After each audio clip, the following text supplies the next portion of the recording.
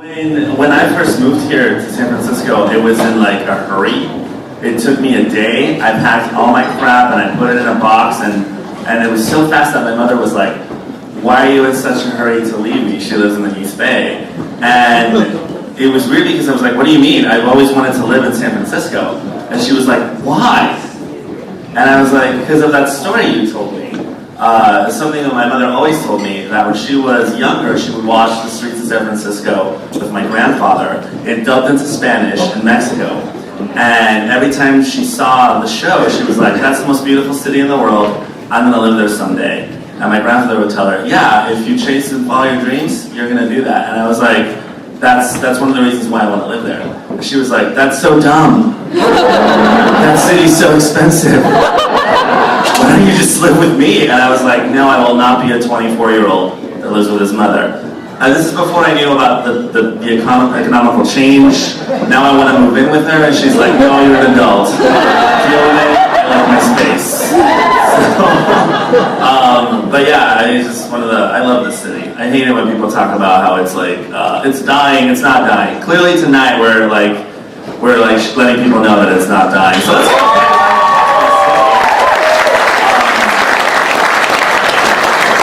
And another thing that made me think about that is one of the reasons that we're here. I'm originally from Mexico, and we came here in 1986. And the person that was supposed to welcome us to San Francisco was my grandfather's brother, my great uncle Ignacio Porras, who was also a gay man.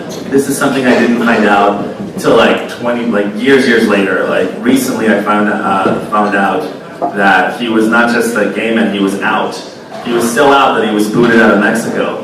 He went away to the Bay Area and lived in San Francisco and eventually settled in Oakland. And he was going to welcome us to the Bay Area, and he was going to show us around and help us get acclimated. But a year before we got here, he passed because he was HIV positive.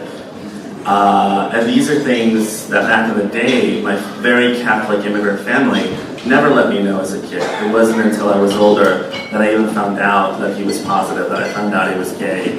And I wish something had existed for him to pass down a story to me. It's so hard to even a lot of us come from a background where gay men, lesbian, trans folks never even could say who they were, so it was hard to pass down those stories.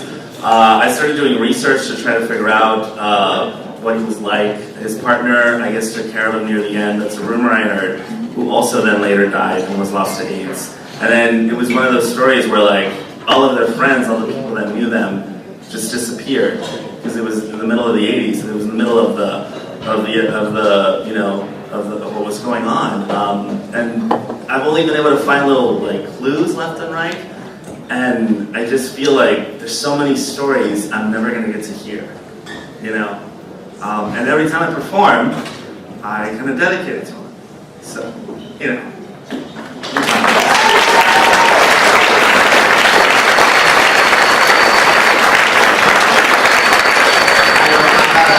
I usually am a listener, I don't do storytelling. But I'll tell a story also about, I'll talk about my dad a little bit.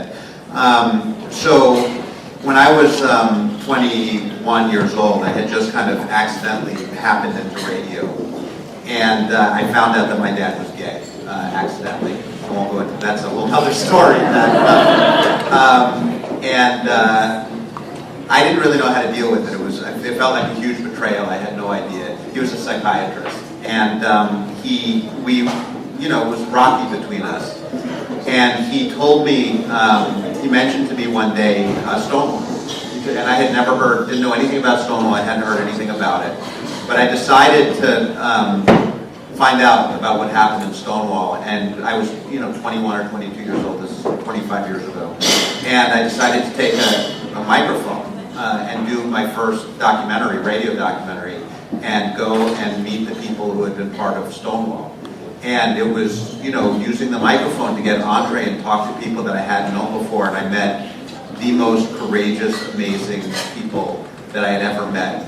As most of you know, Stonewall on June 28, 45 years ago, it was mostly young Black and Latino trans folks who fought back with incredible courage against the cops. And it was the first oral history that I did of Stonewall.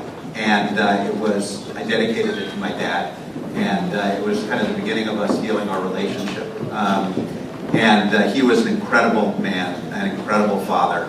He was a psychiatrist who became a pretty well-known activist fighting for gay rights and getting homosexuality out of the DSM-3, DSM-4 and illness. Was an absolutely amazing man. And then about 2 years ago, a week ago, my dad, who was working, still working 50 hours a week, actually people would think we were brothers. We looked exactly the same.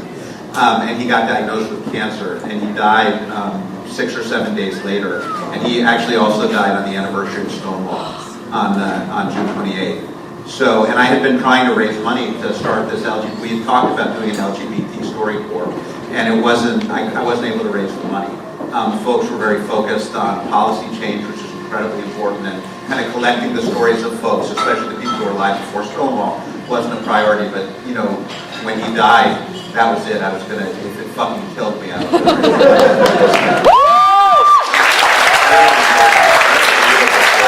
So now on the anniversary of Stonewall, DAP on Saturday, we'll launch OutLoud, and we're going to spend the next 3 years traveling the country telling these incredibly important stories. And the spiritual Holocaust, especially before 1969, and the civil rights story that hasn't been told. And it's daunting and amazing and beautiful, and we feel so honored to be telling the story. And I want to play one piece that kind of relates. This is we're just kind of riffing up here. This is the Stefan Lynch story. And a lot of you know Beth Pepper, right? And Stefan. So Stefan came to StoryCorps with Beth, and this was kind of unexpected stuff that happens in a StoryCorps booth.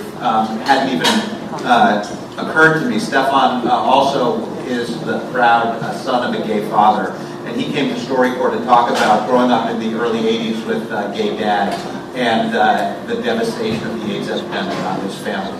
So this is Stefan talking to his friend Ben. My family were mostly gay guys who were my babysitters and the guys who, took the pictures at my birthday parties, and I felt like I had this amazing family. I called them my aunties. And it was a really wonderful, amazing world that came crashing down. Starting in '82, the first person I knew died of AIDS. A young guy named Steve. And how old were you at the time? I was 10 when he was diagnosed.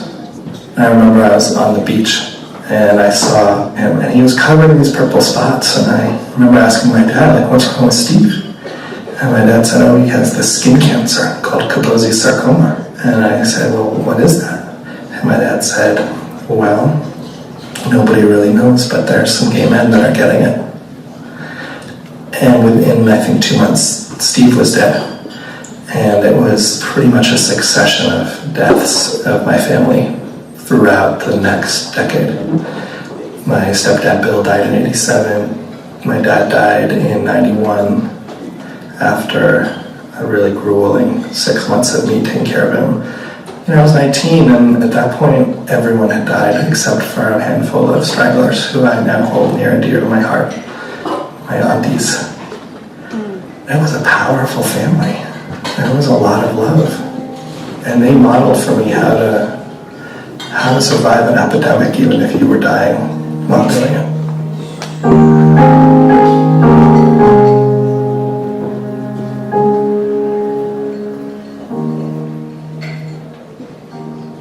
Okay. So